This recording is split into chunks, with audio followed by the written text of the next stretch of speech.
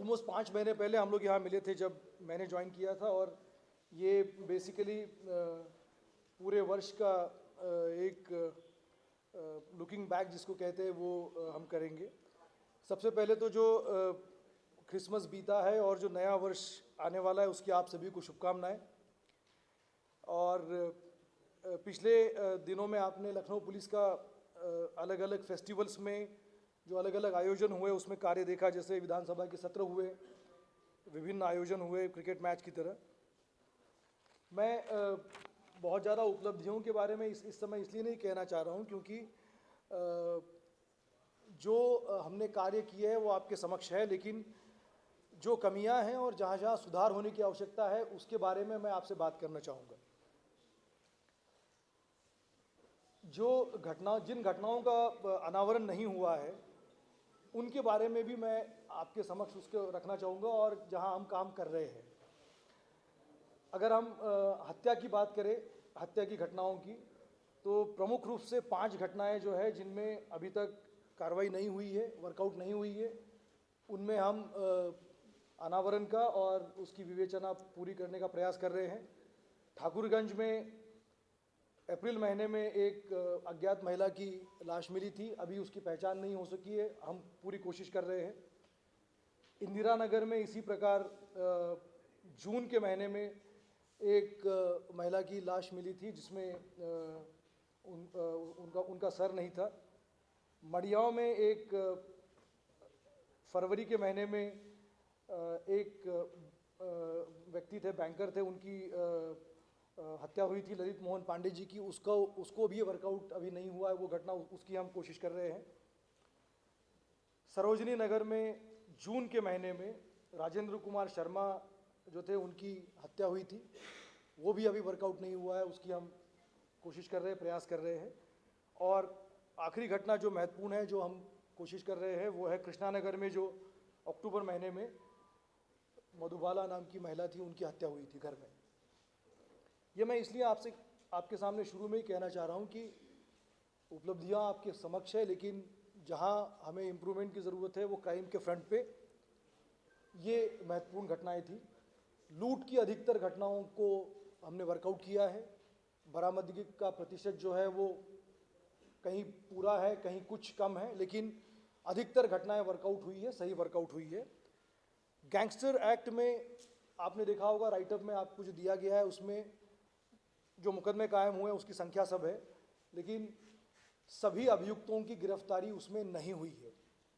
तो हमारा प्रयास नए वर्ष में ये रहेगा कि जितने हम अभियोग पंजीकृत करेंगे गैंगस्टर एक्ट के, उसमें सभी की गिरफ्तारी होगी, और ये जो अभी शेष है उनकी भी अभी गिरफ्तारी होगी जो बचे हुए हैं। इसी प्रकार आपने देखा होगा उपलब्धियों में कि अपहृत और गुमशुदा बच्चों की बरामदगी का प्रतिशत काफ़ी अच्छा है, लेकिन मेरे पास वो भी सूचनाएं हैं थानावार, जोनवार, जहां पर अभी बरामदगी शेष है। मैं आपके माध्यम से लखनऊ वासियों को आश्वस्त करना चाहूँगा कि हम एक एक बच्चे की और अपहृता की बरामदगी की पूरी कोशिश करेंगे। 7 हमने इनामी अपराधी पकड़े हैं, उसमें से कई अपराधी ऐसे थे जो 20-20 साल से फरार थे, अलग अलग राज्यों में थे, लेकिन अभी भी 43 अपराधी ऐसे हैं इनामी जो अभी गिरफ्तार नहीं हुए हैं। और ये मैं स्पेसिफिकली आपको बताना चाहूँगा कि इसके लिए हम अलग से टीम बना के प्रयास कर रहे हैं कि ये जो पुराने इनामी अपराधी हैं उनकी गिरफ्तारी हम कर सके। ये हमारे लिए नए वर्ष का टारगेट रहेगा। लेकिन सबसे महत्वपूर्ण बात जो है कि जो सरकार ने जिस मंशा के साथ कमिश्नरी प्रणाली को लागू किया था उसमें हमें और भी प्रयास करने की ज़रूरत है, जो पिछले 5 महीने में और अगले उसके पीछे ऑलमोस्ट 2.5 साल में हुए थे।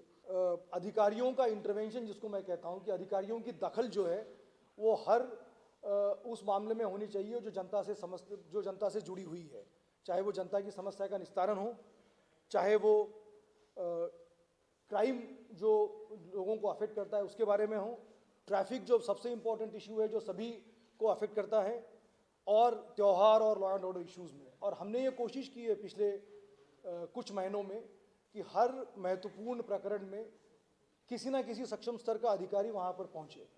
और सरकार की मंशा भी यही थी कमिश्नरी प्रणाली लागू करने में कि अधिकारी इतने अधिक संख्या में अगर हमारे पास है तो उनका इंटरवेंशन होना चाहिए ताकि एक अधिकारी लेवल की पुलिसिंग जनता तक पहुंच सके। इसी परिप्रेक्ष्य में जो अधिकारियों का कोर्ट में बैठना और जनता की समस्याओं को प्रतिदिन सुनना, यह हमने इंश्योर किया है और इसको हम निरंतर रूप से करते रहेंगे। अभियोगों के पंजीकरण में जो हीला हवाली के प्रकरण आपने देखा होगा कि सामने आए थे, हमने उसमें संबंधित लोगों के विरुद्ध कार्रवाई की है।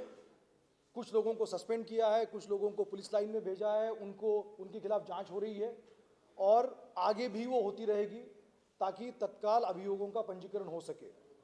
इसी प्रकार थानों के विवाद में अगर कोई प्रकरण अगर उलझ जाता है और वो अगर अभियोग पंजीकरण में हीला हवाली कर रहे हैं, उसमें भी हमने तत्काल उनके विरुद्ध कार्रवाई की है और ये क्लियर कट उन्हें बता दिया गया है कि इस प्रकार की हीला हवाली नहीं चलेगी, क्योंकि कमिश्नरी का कार्य जो है वो हम देख रहे हैं उसमें थानों का जुरिस्डिक्शन मैटर नहीं करता है। आपने देखा होगा कि पिछले 5 महीने में जब सरकार की प्रायोरिटी में ट्रैफिक थी और अलग अलग विभागों के साथ गृह विभाग के लेवल पर मीटिंग भी हुई थी, हमने ट्रैफिक में सुधार के लिए काफ़ी कोशिश की है, लेकिन मेरा ये हमेशा मानना है कि जितनी भी हमने कोशिश की है उसमें और हम इम्प्रूवमेंट कर सकते हैं, उसमें और अच्छा करने की गुंजाइश है।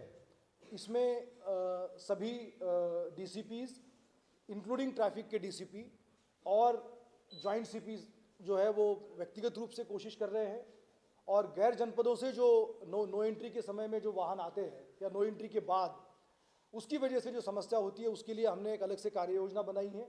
हम फ्लेक्सिबल होकर ये कोशिश करेंगे कि शहर का रूटीन ट्रैफिक डिस्टर्ब भी ना हो और उसमें जो नो एंट्री के पश्चात जो गाड़ियां आ रही है उनको हम सुचारू रूप से उनको जनपद से गुजार सके।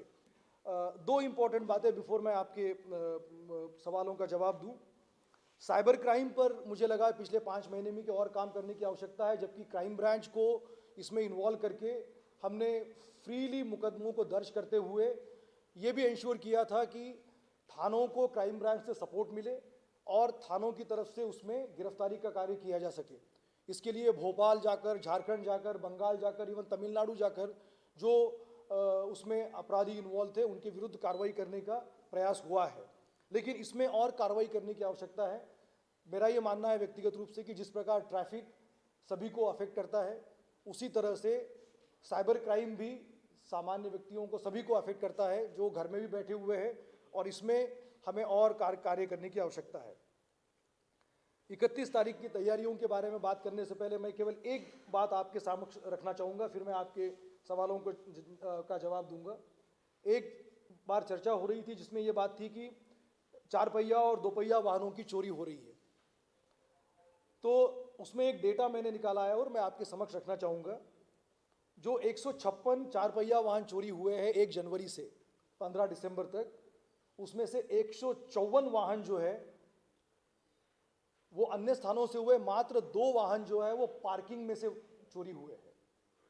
जो मैं आपसे ये कहना चाह रहा हूँ ये है कि पार्किंग से गाड़ी चोरी नहीं होती है। ये जितनी सारी गाड़ियाँ चोरी हुई है वो कहीं ना कहीं बाहर पार्क हुई है। 4 पहिया 2 पहिया वाहनों में भी 1215 गाड़ियाँ जो चोरी हुई थी, उसमें से मात्र 11 गाड़ियाँ 11 जो है वो पार्किंग में से या गैराज से चोरी हुई है। तो आपके माध्यम से मेरा लखनऊ जनपद के लोगों से अनुरोध है कि अपनी गाड़ियों की सुरक्षा के लिए उनकी गैराज में पार्किंग करें। सड़कों पर पार्किंग करने में उसमें ये दिक्कत होगी और ये समस्या रहेगी, लेकिन हम पूरी कोशिश कर रहे हैं इन गाड़ियों को बरामद करने की। 31 तारीख के लिए मुझे आपके माध्यम से कुछ कहना है, उसके बाद मैं आपके सवाल लूँगा। हम चाहते हैं कि 31 का जो पर्व है या जो नए साल का जो आगाज़ है वो सब लोग अपने अपने तरीके से करें, लेकिन कानून का इसमें पूरी तरह से पालन किया जाए।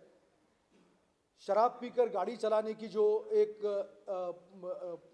अमूमन उस दिन पे देखा जाता है, हमारा ये अनुरोध रहेगा सबको, लखनऊ पुलिस का, कि उसमें उन लोगों की सुरक्षा तो है ही, लेकिन औरों की सुरक्षा भी उसमें शामिल है, क्योंकि एक्सीडेंट में औरों को भी चोट आ सकती है।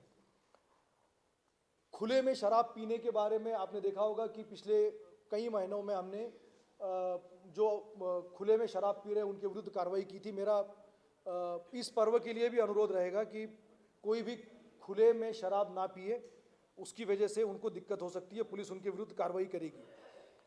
और सुप्रीम कोर्ट के जो गाइडलाइंस हैं ध्वनि प्रदूषण के बारे में, उसका भी अनुपालन करने के लिए हम सभी को सचेत भी करेंगे, उसका अनुपालन भी कराएंगे।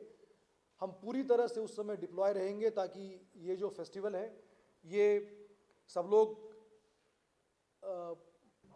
अपने अपने इच्छा के अनुसार उसको मना सके और सभी की सुरक्षा हम करेंगे। Thank you so much. अभी एक चोरी की घटना हुई थी, मैं थाने का नाम और वो नहीं लूँगा, लेकिन उनके परिवार के ही लोग इन्वॉल्व थे जो हमने सुल्तानपुर से बरामद किया है उसको। तो देखिए, पुलिस जब विवेचना करती है तो उनको जो संदिग्ध लगते हैं उनके अनुसार कार्रवाई होती है। कभी वो घर के अंदर हो सकते हैं, बाहर के हो सकते हैं। लेकिन आपकी ये बात सही है कि ठंड का मौसम आ रहा है और समर के टाइम में या धूप के समय में जो एक क्राइम होता है वो एक अलग होता है, गर्मी के सीज़न में विंटर क्राइम अलग है। पुलिस को इसका एहसास है, सीनियर ऑफिसर्स इसके बारे में ऑलरेडी उन्होंने सोचा है अपनी गश्त और पेट्रोलिंग को ठीक करने के लिए और विंटर क्राइम जिसको कहते हैं उसको कंट्रोल करने के लिए जो पुलिसिंग में जो चेंजेस होने हैं वो कर रहे हैं, कोशिश हो रही है और हम और भी कोशिश करेंगे।